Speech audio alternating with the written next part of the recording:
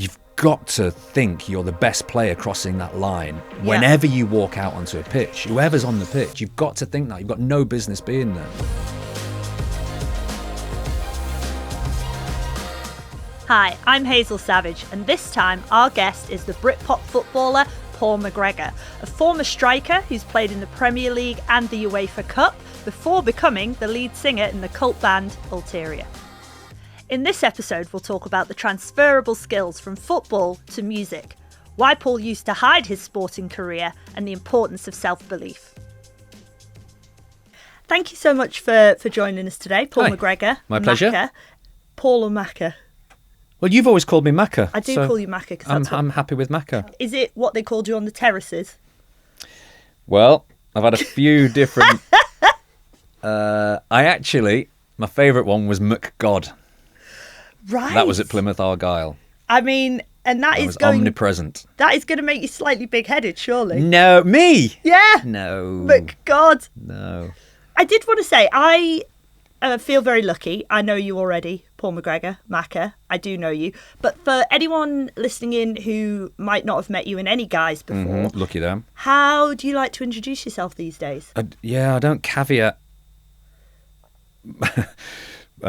my entrance into a room with anything. Nothing. Silence. It's silence. Let them guess. Yeah. An enigma. He's clearly someone. He's got to be someone. Yeah, he's got to be. He's got to be. So I just let my aura just, it sort of, as you can feel or smell in here or sense in here. I can sense it. You're sensing. I'm sensing it. Yeah. Do you think, let him Google me? I don't think about any of this stuff when I walk into a room. Right. No, if very rarely I'll say, "Oh, I used to play." You know, if the conversation gets weird, or if they're talking about football and it's clear that they don't know anything about. Oh, I used to play football. I'll drop that in now and again when it's fun. Right. So the Euros are on and someone's giving a really wacky opinion and I'll keep out of that. Oh, right, okay. Because that's when you get Pete, the joiner. Right. Who says his opinion's just as valid as mine. That's kind of like, would you accept that my opinion's more valid as valid as yours on joinery? Right. Whilst we're sat here 4 pints in. Yeah. Watching the joinery competition on the screen. Which is on all the pub screens. It's everywhere at the minute. Yeah. So I judge and assess, and if I just think I'll get a nice conversation out of these guys. Yeah. But I mean, I didn't used to, as you know, years ago, I didn't used to mention it at all, and then I got asked by a friend of mine, Matt Ford, you know, the political comedian Matt Ford. Oh yeah. So I got asked by him to, and Johnny Owen, who was a director at Nottingham Forest and made I Believe in Miracles, and an actor and a writer and filmmaker and all that kind of stuff, to co-host Reservoir Red Dogs, which was the official Nottingham Forest podcast. Oh yeah. So I ended up doing that, and I'd never mentioned being a footballer for years, but then what crept up on me was really quite interesting. After about the third, fourth, fifth episode, we were getting so many lovely interactions with people. Oh, Paul's great. It's lovely to, I just remember those times so brilliantly. My wife, we used to go to the games with. She's no longer with us, and Paul was her favourite player, and all this kind of stuff. And not just that, but so many different interwoven. And you just think, God, it's such an amazing big thing. Yeah. And I'd sort of deliberately kept it back in a cupboard somewhere. I don't do it anymore. Why talk about it? I'm not that kind of guy. Hey, I'm just not that guy. But since I've been comfortable with going, oh, I used to play and I played Forest, and people go, oh wow, it's great, and I'm comfortable in that conversation. It's really nice. People going, oh cool, I remember it. Oh yeah, I remember the thing, and then they get something from it, and I feel it's kind of cool, and so I've really relaxed into it now because of that podcast and because of Matt and because of Johnny. So I do have to thank them for that, because I would never have done it, and I would never have enjoyed podcasting, number one, and number two, been as comfortable as I am now with my footballing career, my past. Well, with because you've sort of got a lot in that work history, in that background, and I think as well, especially having been British a football player at the highest level, I mean, that's probably still the number one thing most young men want to be. So at the same time, it's both like a privilege, a responsibility, and a bit of a head fuck. Kind of. I mean, you have got to be, and you know me, like you've known me for years, so you'll know that this is something I've fought against my whole life. Some people judge me in certain ways, in terms of confidence, but if you don't believe, sound like an Oprah Winfrey show now, but if you don't believe in yourself to such an nth degree, such an extreme degree, you don't get to become a professional footballer. Yeah. It doesn't happen. Yeah. When people ask me what it takes to become a professional footballer, luck is a massive one. But that's, and having a family that takes you everywhere and all that kind of stuff, and the support and teammates and everything that goes into it, it's massive. But you've got to think you're the best player crossing that line whenever you walk out onto a pitch. Whoever's on the pitch, you've got to think that. You've got no business being there. Yeah. So head fuck, no, because I always believed that's exactly what I was going to do. Yeah. There was no doubt. Kicking a ball against the wall in my garden at 8 years of age, there was no doubt whatsoever in my mind. Then I went onto a pitch with a load of players, scored a load of goals. Yeah. Okay. Faster than everybody, scored more goals than everybody, continue to do that and continue to do that. And you just go and you go and you go and you go. And anybody you look over who's scoring more goals or is faster or better at holding the ball up or whatever, you get better. Yeah. You do it better. You push and push and push. And you're just bloody minded. And so I can be seen as in a particular light by people that don't know me, but people that do know me know I'm confident. But it's not. I hope I don't come across as conceited in any way, because not at all. But I also think, and I was really interested then what you said about joining the official Nottingham Forest podcast, because I think we first met about 15 years ago. And I don't know you through football, and I don't know you as someone who, I was a follower of Darlington FC, but we're selling programmes at 15, but first job. But I'm not a football person, so that's not how I know you. And I wouldn't have got in your face about it. I wouldn't have asked you tons of questions about it. It just never came up. But I do get a huge sense that you're a lot more comfortable and mellow talking about it now. Looking back at your whole history, and so that's a more recent development. Yeah, and thanks to this podcast as well. Yeah. And I've got to an age now where I am playing vets football, so I really appreciate. I stay as fit as I can. I'm lucky enough that I can still play 11 aside. Yeah. So well, I was just going to say, and then this sort of defies what I just said about not knowing you that well. How's the knee? The knee's fine, nothing wrong with it. Perfect. Ever since I had it fixed, it was horrific. It was a horrific injury. I mean, I coached my daughter's team, and I was telling them all the other day. I was sat chatting on Tuesday, in fact, and one of the girls went, "What's that on your knee?" And I've got a scar like this on my knee. Oh. And I was like, well, I ruptured my lateral ligaments and did my ACL and everything. And I said very quickly, I remember lying that night on the operating table, and the doctor went, "Right, we're going to knock you out. We're going to get that sorted for you. But just before you go to sleep, look at this."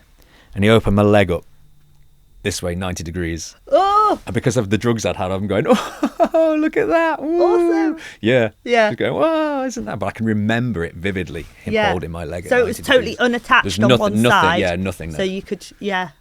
6 months to the day literally to the day. Yeah. That I played again. Right. So can you imagine? That's insane, right? Yeah. So yeah, massive thank you to the all the Forest physios and all that, because they were incredible.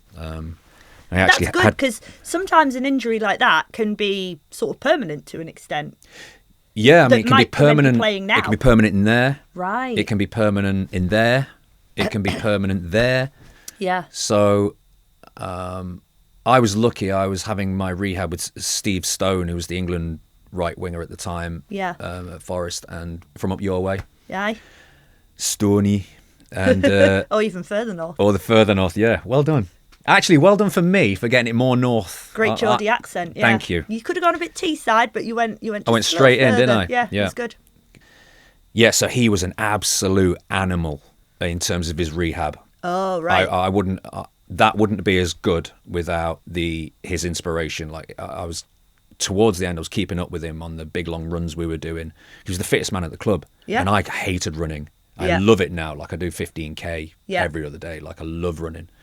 I hated it then because I hate being told what to do. So my thing in pre-season training back then, old school, it was just like, right, you get to Woolton Park, up the hill, back 10 times. So my brain's going, why? Yeah, like, I don't want to. Is that getting me fit? Oh, it'll get me fit, but like, how's this? So my brain was already in sports science mode. Like, tell me why. Yeah. Rather than you just stood there, like, watching, going, and again, and carry on chatting. Right now, around that tree, I was just like, oh, this is winding me up. So I'd hate it. I absolutely hated it. Now, I think I'd really like, because they all wear the little bras. I think I look quite cute in one of those little bras. Like a crop top? Yeah, those little sports bras with all the data. They track all the data. Right. I thought you just meant from an aesthetic perspective, footballers were wearing No, I mean, tops. not from Ann Summers or anything like that, or Agent Provocateur. That's not the trend these days. Oh, well, right. I don't know. I mean, good luck to them if they want to. I mean, I don't watch... Suzzes. Imagine Premier League footballer in Suzzes. I'm That'd be nice, pitching... wouldn't it? I'm like, I don't really watch a lot of professionals training. Maybe the go-to is a crop top. I mean, in pre-season... But what you're saying is it's got electronics and tech in it. It's all measuring that their kind of heart stuff. rate, their blood rate, their oxygen. That's exactly what I'm saying. Yeah. Okay. Well, it's all gone very scientific. It has, yeah. And so I get that. So it'd be like, get your heart rate above this, and here's how you get fitter. So if I know why... The invention of the Fitbit. Yeah, exactly. Because just back in the day, I guess you just guessed. Well, this was it. Go around the tree and back. Yeah, I've Go around run the a other lot. tree and back. Yeah. But I liken it to like when Ulterior were recording our first album, Slayer, who you know, Slayer would say, let's go for a walk. And it used to wind him up because I was like, where? Yeah. Let's just go for a walk. So Slayer was your producer? Yeah. To the pub? Yeah. If there's no point, I don't see the point. Yeah. Would you go for a walk? Where? Why? Why? Are we going for a pint to relax and then we'll come back? No, we're just going to go for a wander. I'll stay here. Used to wind me up. Don't get it. So unless there's something, here's the reason, here's why, and here's how you do it. Yeah. I can't. Stats, data. You should have been a data scientist in another life. Well, I did want to make a slight comparison of something, and as a founder, as a non-professional footballer, but actually a founder. What you were saying then about when you became a footballer, you had to believe that you were the best. You had to believe you were number one. And a large part of it sounds like it's the mental acuity, the getting your head in the game. You can know you're not. Right. You can know that like there's a world class player on that pitch and he's played in he's won 2 World Cups. Yeah. But you have to walk out like you can match it. Yeah. Don't you? Is it a bit fake it till you make it? Do you eventually, if you act the part enough, do you then start to believe it yourself? There's a big part of that, yeah. Yeah. So is that what you're saying? Is that what you did? Well, yeah, but what I was also going to follow it up with is I hear from a lot of music tech companies now who pitch me their idea. And I would say the thing I'm starting to notice is often the tech is amazing. Yeah. Often the idea is amazing. Those things aren't the problem. The problem is the person trying to get it off the ground. Yeah. They either, somebody once told me a great idea, and it was almost like, I think this is generic enough, no one will know the person, but Hopefully. it was like Airbnb for gig spaces.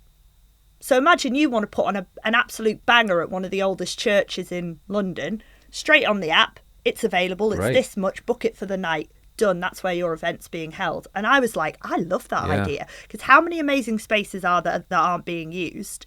And I would actually have no idea how I book a 17th century church in London, if they'll allow music, if they don't, whatever, what am I going to do? You want to join the Freemasons? Call up the diocese? I don't know. Yeah, get in the Freemasons. I mean, I'm going the long way about it. I like the idea that there's an app. And I just thought, that is a killer idea. Yeah. And I got on a call with the founder and he was just, I don't know, like it's not taking off and no one likes the idea and, I don't know. And I just thought, it's not going to work. Yeah. Not because your idea is not solid, not because the tech isn't there. You don't believe it's going to work. Yeah. So it won't work. Yeah. And I was ready to invest before I'd had a chat with this chap. And so I think, and this is just one example of many, where I go, that's a brilliant idea. And then as soon as I talk to the person, I go, but you can't deliver it. Yeah. Well, the other thing I've realised, though, is unfortunately, people don't like feedback as much as they think they like feedback. I should start telling founders to run up and down a hill 10 times. Round that tree and back. Why? Why? Just want to see if you can handle it. Can you do it? Just, yeah. Yeah. Can you do it? It's got nothing to do with building a tech company. Yeah. But I think most of it is, if you don't believe that this is the person that can achieve this goal, they aren't the person. And if they don't believe it. Yeah, and to go full circle, to jump into the heads of my oppressors, the coaches. Oh. Maybe they are going, well, if we're on the touchline, there's 10 minutes to go, and I'm telling you to go and play left back and mark this guy, and you've never played left back in your life, are you going to, do I want you on in the trenches with me? Are you going to go and do that? Yeah. Without knowing why? Just go and do it. Yeah. I need you to do it. Yeah. Maybe Whereas they're thinking that. Get round the tree another time. Why? Just do it. Sure. Okay. I'm the guy that can get round the tree as many times as you want. Yeah. Maybe they're doing that. Maybe that's what Maybe they wanting. don't want somebody going, but why, sir? Yeah. Why? Can I have a Well, graph? but now it's all Fitbits and miniature vests. So you know why. Track your heart rate, Yeah. so you know why. So, but you know, this sort of technology didn't exist back in the days. Just a pack of fags instead. Well, the cigarettes had kind of gone, but there was plenty of booze. Yeah. We were the last of the great drinking clubs, I think. Yeah. That Forest team, in the 90s. So, as well as being a footballer, I know you as a musician. I know you as the lead singer of the amazing band Ulterior. And you have also, and I think I've told you this before, but you have created one of the all-time top memories and what I consider to be achievements of my life, which was when I was in Japan and you were on tour, and I saw you play in Osaka. Yeah. And I got a shout out from the stage. And has no one ever done that? Well, I've had a lot of shout outs, but never in Japan, never in Osaka, and never without knowing. Pretty flash, huh? Yeah. So I honestly thought I was the McGod Yeah. of that situation. So I appreciated that, but you've also created one of my life's core memories. It meant so much to me. And you know what? I put my name in the hat of possibly being one of your very last thoughts that rattle through your head on your deathbed. Oh. If it's one of your core memories, it might just rattle through and I remember that time. It'll be in there. Yeah. And also, we don't live that long in my family. Well, so we could be... If it's still there. Could be imminent. Yeah. Yeah. But I want to go back to Ulterior a little bit. Okay. For me, you touring Japan was a highlight. What were your highlights of the era when you were recording those records, when you were doing those tours with the band? So many. It's funny. It's like when I get asked. I've got enough distance now. It's like when I get asked what it was like to. I got asked in a recent podcast, a Forest one, what it was like to be at Forest under Brian Clough. Right. And I've got all the stories, of course. I've got loads of mad stories. Yeah. But I believe there's a viral Instagram going round of somebody sort of doing like 90s gaffer it's amazing stories, and some of them might just directly be I your repost stories. them. I always put I feel seen. Yeah. They're exactly that. Were you mowing Cloughie's lawn at 5 a.m? Well, what I did do, right, which is very close to that, he had an orchard. Right, okay. So the YTS lads, so I signed for Forest straight out of school. I signed at 14, pro forms at 14, and then straight out of school just before your GCSEs. So perfect time to go pro. Amazing. Yeah. So I've signed professional football forms for Nottingham Forest, and everyone's studying, and I've got my feet up. Yeah. Biggest regret ever, like tossing school off. But what are you going to do? Did you get your GCSEs? I got Does C and above. I got art and both my Englishes, and that was it. Right. And the rest was D, and I got 1E in maths. Right. I couldn't be bothered. What's the point? What am I taking this stuff for? I'm a footballer. I'm a footballer. What are we doing here? So So I signed. My first job was under Brian Clough at Nottingham Forest, right, aged 15 and a half to 17 and a half. So I've just all these. So we in that YTS period, we had 4 local lads who were from Nottingham, and the rest were from all over the country. So at any given moment, when they could, they all went back to their families, right, and we stayed and worked the entirety of the city grounds. So if the players wanted studs changing home and away, we worked the full matches, 4 of us. It was hellish. Yeah. Not getting home till God knows what hour. Or I say getting home, I mean going straight to Rock City ordinarily. Yeah. So one Saturday after a match at home, we'd cleaned up and everything, and then he goes to us, he comes in, he goes, right, I need you at my house 7 o'clock in the morning, sharp, in Derby. Here's the address. Right, okay. So that's me not going to Rock City that night. So we're going to be at Brian Clough's house in the morning. So we get there, there's a load of bin bags, and he's like, right, pick all the apples up off my orchard. So we had spent the whole morning, and our barber is going to cook you a lovely breakfast when you've done. So we're like, okay. So we take the bags, we go out, we're picking up apples. There's thousands of them, tens of thousands of mouldy old apples. So we're picking them up, putting them in, carrying the bags back, putting them down next to him. He sat there topless, little white shorts undone, with his squash racket, as he always was. And he's like, good lad. And so we're bringing them back. And was it just you? Was the other? There's the 4 of us. Oh, all 4 of you. The Nottingham lads. Yeah. And the next thing you know, we heard, like, what's going on? So we turn round, and we're not mowing the grass, but Brian Clough's squash racket smashing these apples back at us. It's one of the lads in the eye, cuts his eye. We're getting them walloped all over us. So whilst we're bringing the bags in, we're ducking, like we're under fire. It's like storming the beach at Normandy, but with apples. Yeah. And so we end up sitting back down, cuts and bruises, apple in her hair everywhere, sat down with his wife.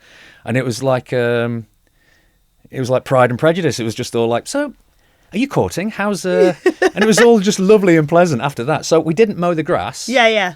But we got peppered by him picking up apples. I like to think, was he trying to teach you something? No, he was pissing about. Right.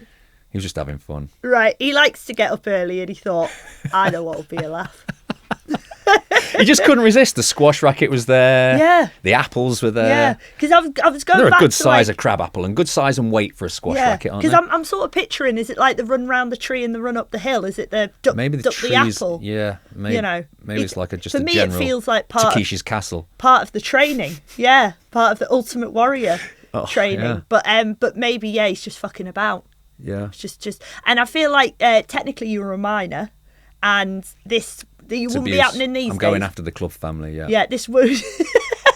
I've actually written a really lovely script about my 2 years as an apprentice. Are you doing a book? You should do a book.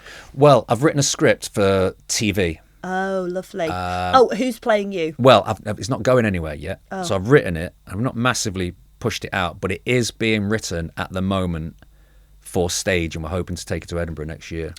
It's a bit of a one-man thing, but I'd love to get it turned into a... so you would do it because I was picturing it as like a 10-part Netflix. Well, that's what we've written it towards. And off the back of Ted Lasso, I think the market's ripe for more So let me pitch stories. Pitch it. Very, very, very... So he used to call me Blondie. Blondie! So I was Blondie, right? So you've got this central character of Blondie. Yeah. On this side, you've got this this patriarch, Brian Clough, and on this side you've got my dad, the same. Right. You got Blondie in the middle. Both those guys, empires were crumbling around them. Right. Because of drink and age and just coming to the end of stuff, and so all their lives were doing changing. that. Yeah, all that kind of stuff. And there's me in the middle picking up the pieces, because I was Brian Clough's go-to. So whenever he'd come in, I'd run him his bath, I'd fix him a drink, I'd fix him this, I'd sort that, I'd go and get this and go and get that. Yeah. I mean, along with a lot of the other lads, but I was his go-to quite often. Yeah. Just because I was a goal scorer and he liked a goal scorer. And you've got maybe the best nickname. Yeah, it's a good one to shout, isn't it? Blondie. Although one of the other lads, Craig Armstrong, was ginger, so he was Spuggy. And he was from up there. Right. So Spugs. Yeah, Spuggy. That's Spugs. decent as well.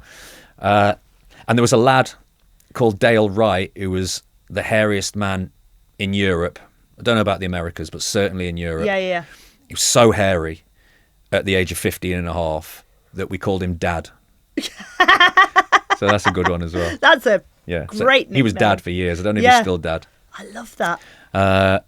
But yeah, so you've got all these Brian Clough stories crammed into this script, but you've also got the times. So I've soundtracked it as well. So it's like Dinosaur Jr., early Blur, and all these amazing. Yeah. So almost like High Fidelity. There's music running throughout all of it. The press called you the Britpop footballer. Yeah.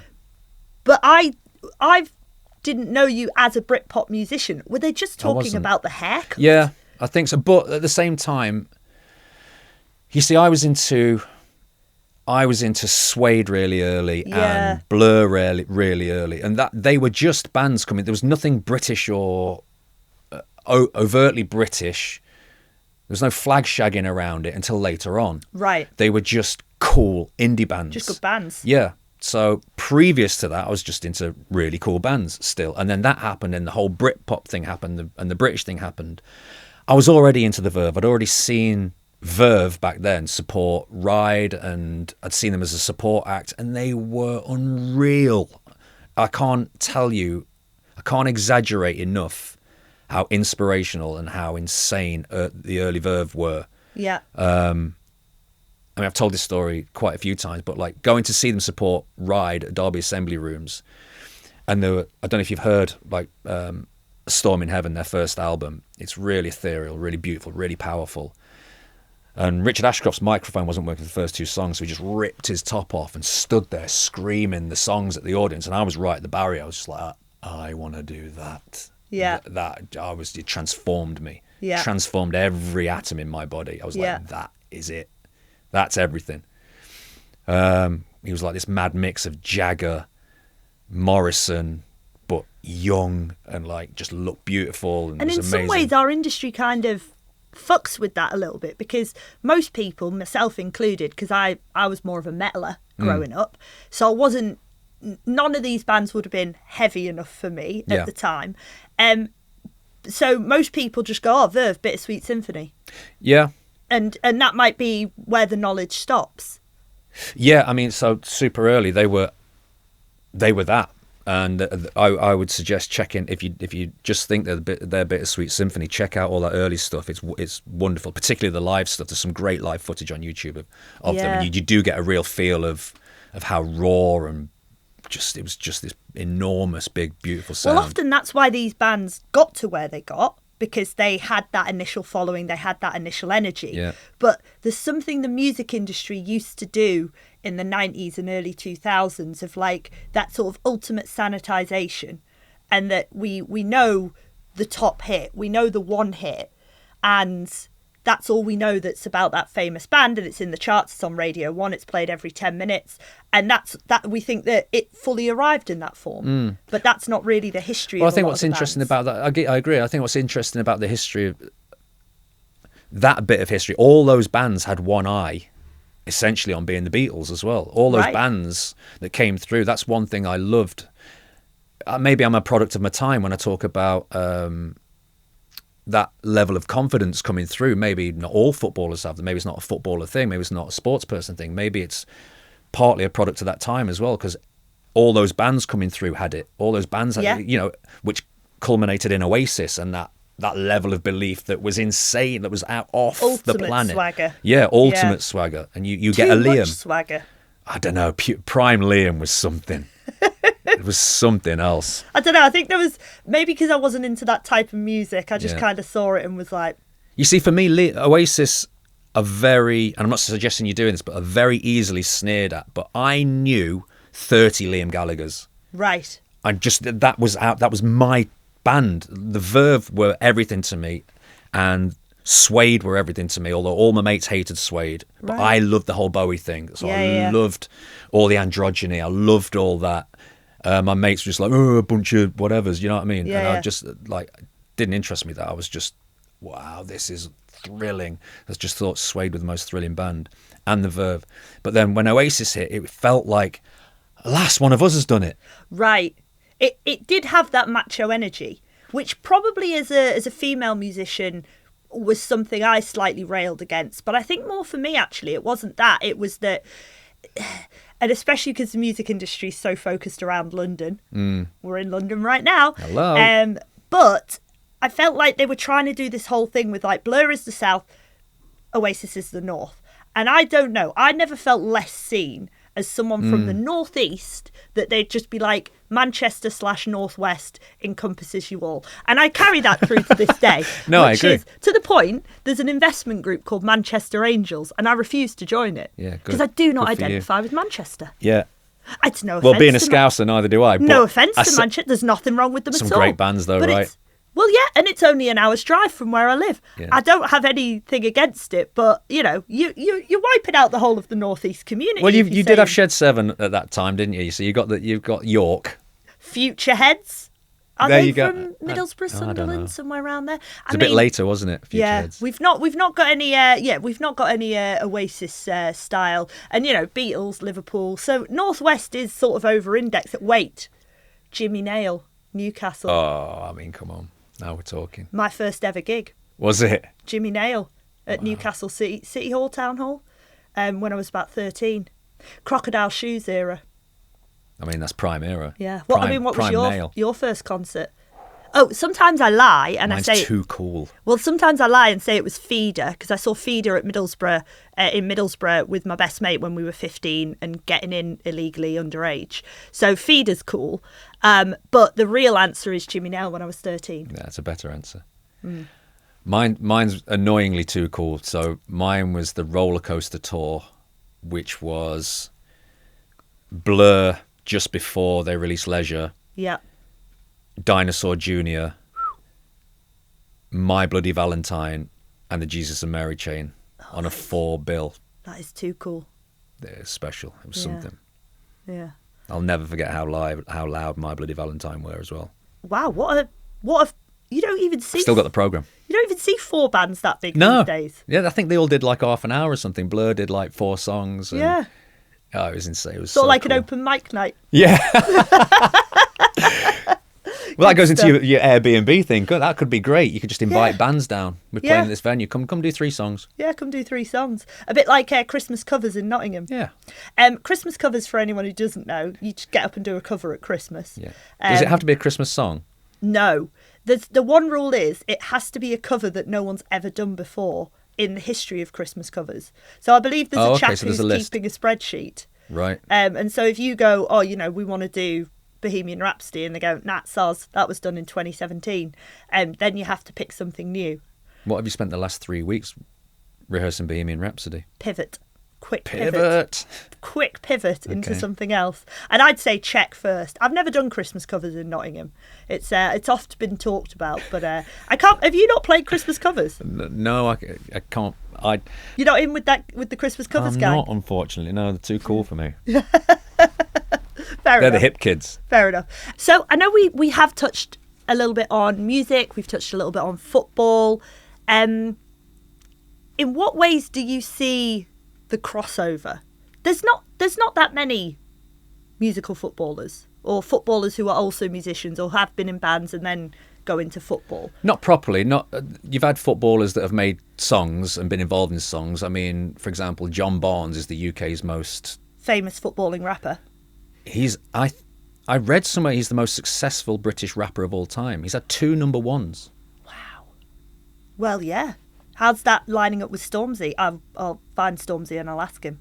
Well, I think they should collaborate, quite frankly. I'd like to see that. I'd love to see that. And there's that young lad.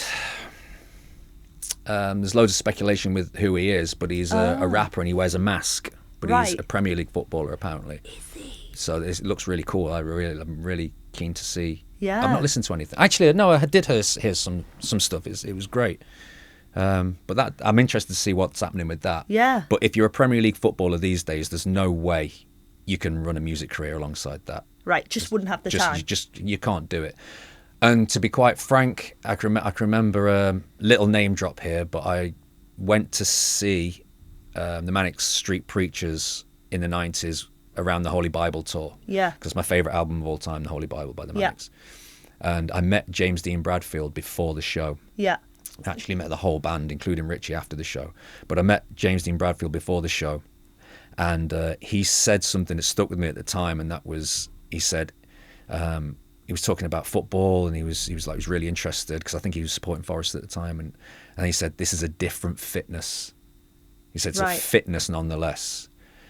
And the two, having toured for 10, 15 years, I get it. Yeah. The fitness, the stamina needed to go and do that every night is very different to the fitness, but it's a fitness nonetheless. Yeah. So, in terms of the two things clashing or being able to run them at the same time, I don't think it's possible. In fact, I'm telling you, it's not possible to do them both properly at the same time. But in terms of the two clashing, that's one of the big points is performance. Because I always felt that not all footballers feel that going on the pitch is a performance. There's lads that go out there just to win the game. End of story. But it always felt like a performance to me. I was forward, flamboyant player and all that kind of stuff. So if the crowd were pleased, if I was having a bit of back and forth with the crowd, making them laugh, making them go woo, making them do whatever, throw things, then great. That it was all part of the same as being on a stage, really. So performance is a good link. The fitness is a good link. Physical fitness or mental strength? Both. Yeah. Both, yeah. There's a physical fitness to performing an hour and a half set, absolutely. How are the vocal cords these days? Great, I think. Good. Getting better. Nice. Because I think I find it harder to sing now I'm older, but it also might just be due to lack of practice. Yeah, I think if you revved up in a studio and recorded an album for 3 months, I think need to rev up. Is that what you've been doing? New album? Oh, I'm always making music. So I've got a studio right near my house in Long Eaton. So it's in a big Grade 2 listed building. It's an old school, and all the Ulterior equipment's in there. Yep. There's a couple of other lads. Well, there's another 6 lads that we throw in a bit of money every month. We've got a commercial standard studio that no one else goes in. Got a full mixing desk and vocal booth and drum kit, electric drum kit, stand-up piano, all the synths, guitar amps and everything you'd need. So we walk in there every Wednesday, make music, go home, do it every Wednesday. It's great. Can we find you on SoundCloud? Well, yeah, I mean, there's Ulterior everywhere, which is really cool. I've written another Ulterior album. What that ends up like, I don't know, but I'm currently demoing it with a couple of lads. Yep.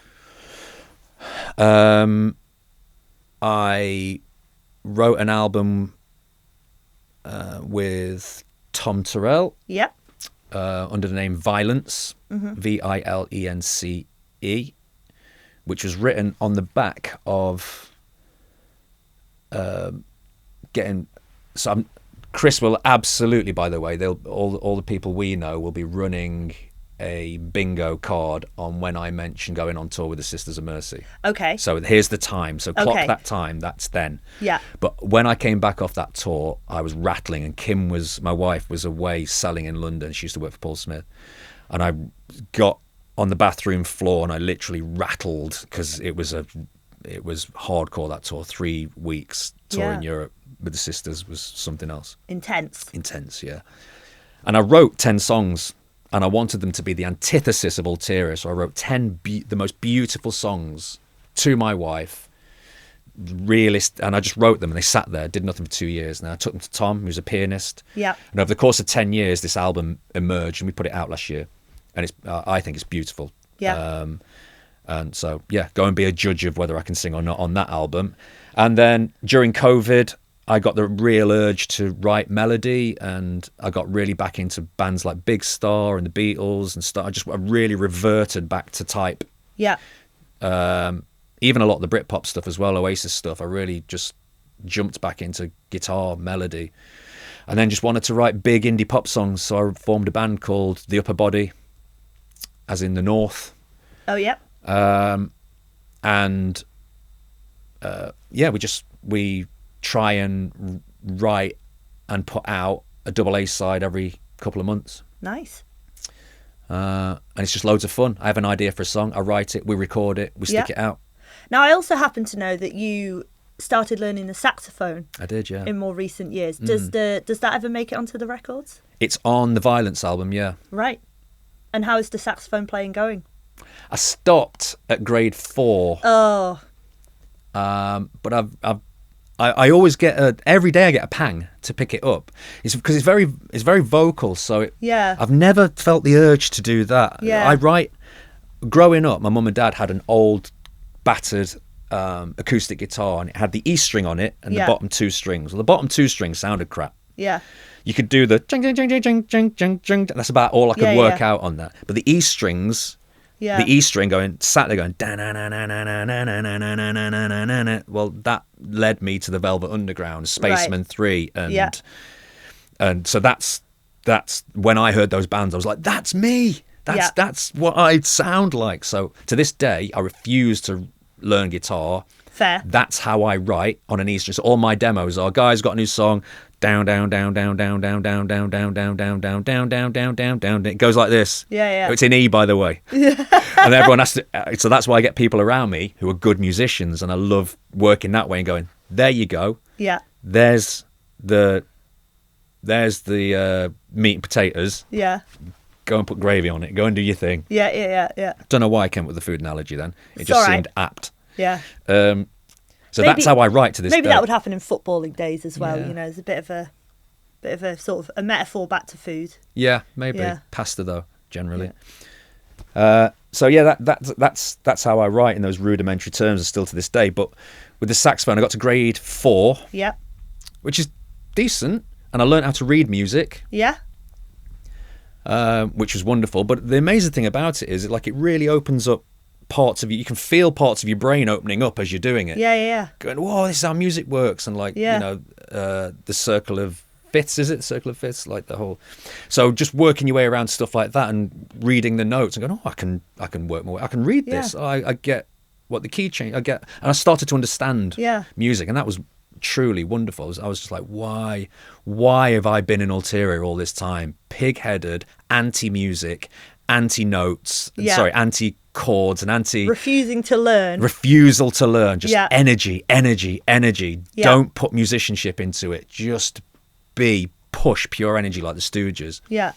And you just think, God, if we'd have learned, we'd have been unstoppable. but there you go, it is what it is. So I don't know if you've seen recently, but there's a couple of videos doing the rounds about what a big rock music fan Ali McCoist is.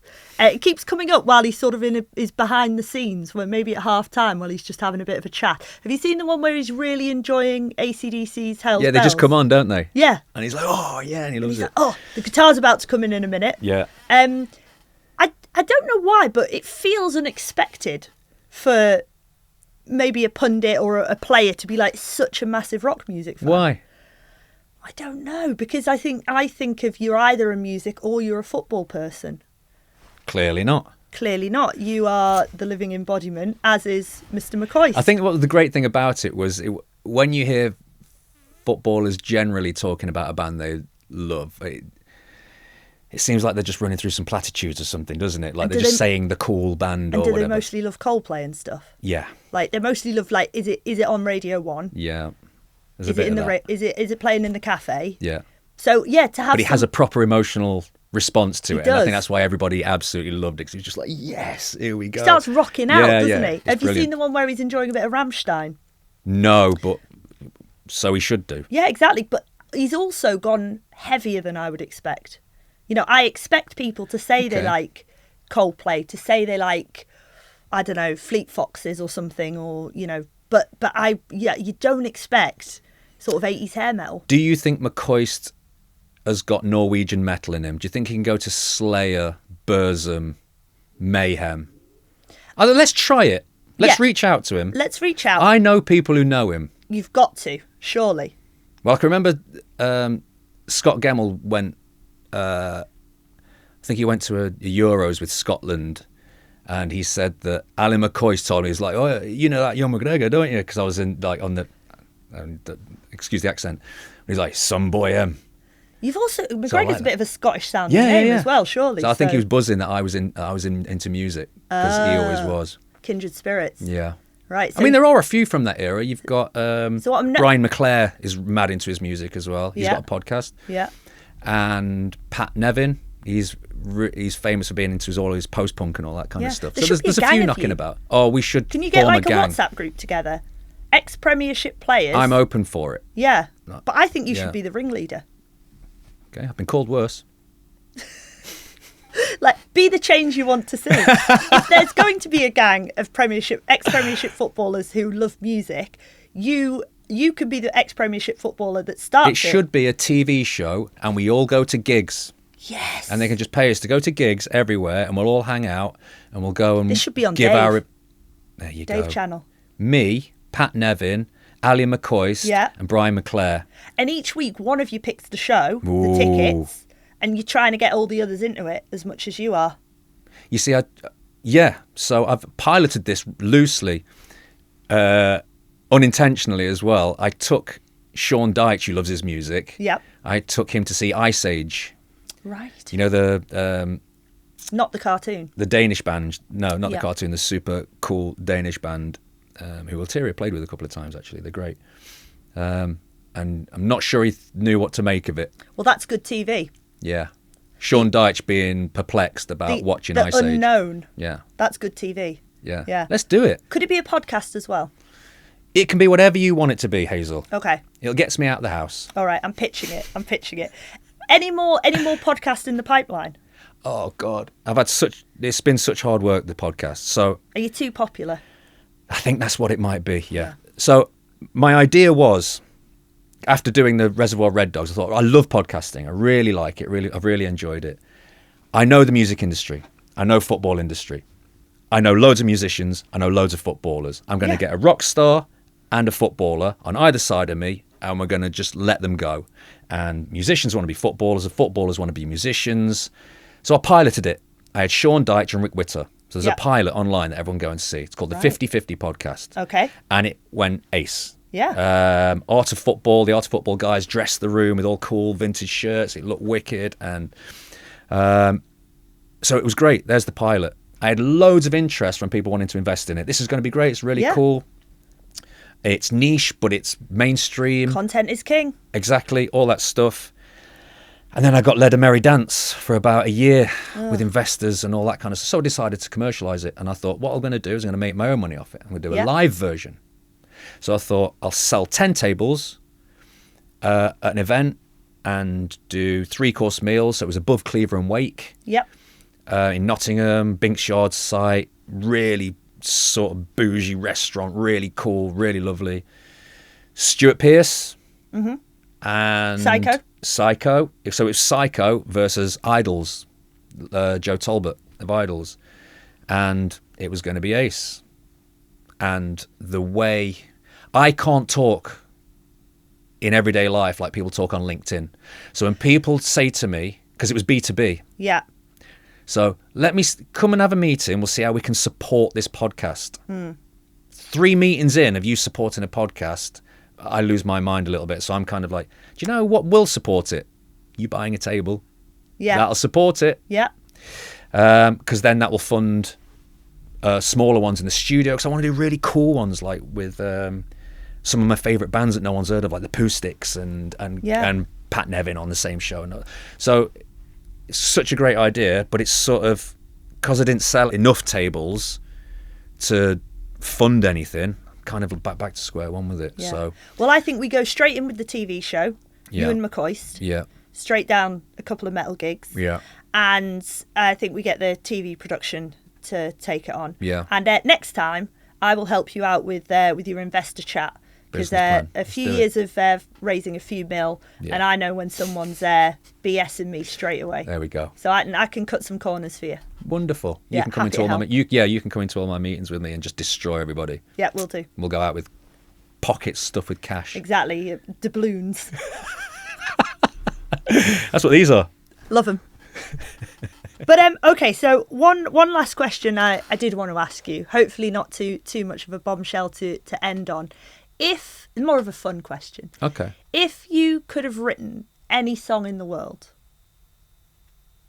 and be like, yeah, I wrote that. That's my song. What would you choose? I mean, you got to go something like... Oh gosh, that's massive. And we had a conversation like this last time we saw and went for that walk, didn't we? I'll change it. I'll get out of here and go, "Duh!" Yeah, and that's totally acceptable. It can always be just right whatever now. you think What's of. popped into my head was Wichita Lineman. Oh, I mean, that's something, right? wow. I mean, that melody. Oh God. I will occasionally just go into like a Wichita Lineman hole where I will just have it on repeat on YouTube. Really? And just keep going round it.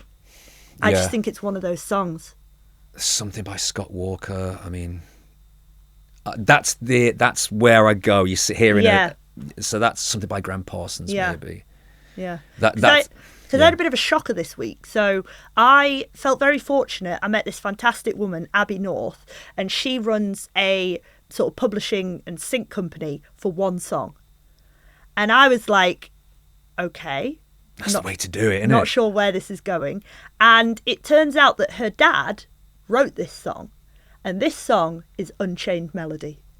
And I was like, well, that's the way to go, isn't it? Yeah, I mean, that's up there as well, isn't it? It is up there. It is up there of all the things you wish you could have written. But also, it's just such a legendary song. Yeah, but imagine, wonderful. she's built her whole career around representing this one song. Such is the legend of this song.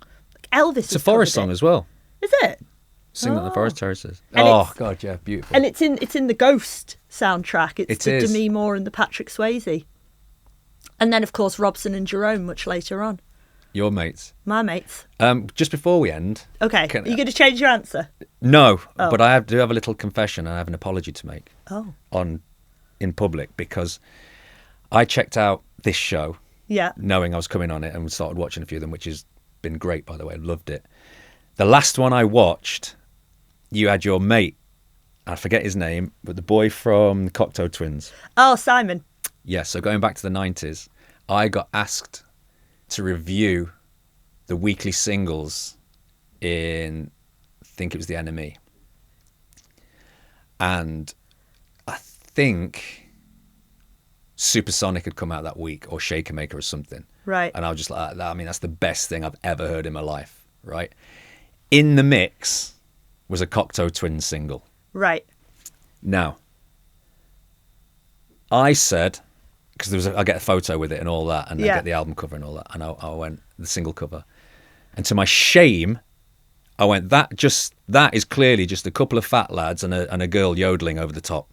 Right. And that was my review of the Cocteau Twins, who, by the way, are one of my favourite bands. And I'm not just saying this, I adore the Cocteau Twins. Yeah. They are just unbelievable band. So I don't know if it was him, but somewhere in my dad's house, I've got a handwritten letter from somebody from the Cocteau Twins, one of the lads, telling me that if I didn't sort myself out, the two fat lads would come round and sit on me and beat me to death. Fair. Which is absolutely fair. You deserve that. Yeah. So I think that is the key point. Yeah. It's a good place to end it. Good place. Where my bravado as a young footballer, which we've spoken about, got the better of me. Right. And one of your ex-guests, I can just say anything and it means nothing. Yeah. And one of your ex-guests threatened to come and sit on me. And and here he is today. But yeah, I humbly apologise for that review. Humbly apologise to Simon. I shall send him the link to this so he knows he's been apologised to. Please, Simon, your band is he is one a of my legend. favourites. Oh God, yeah. He is a legend. And he loves a bit of the football as well. Well, his label is one of the... am I allowed to mention? Valley Union. Yeah, so his label is one of the labels I put on my playlists and just press play and go. So I love pretty much everybody on that label. Nice. There you go. So yeah, I love them, love him. All bodies are good bodies. We don't judge anyone anymore by the way they look, and you wouldn't make that sort of comment these days. Absolutely not. Yeah. No. You're playing the part that the media wanted you to play. I was a little bit. Yeah, I was prattling about a bit. Yeah. Yeah.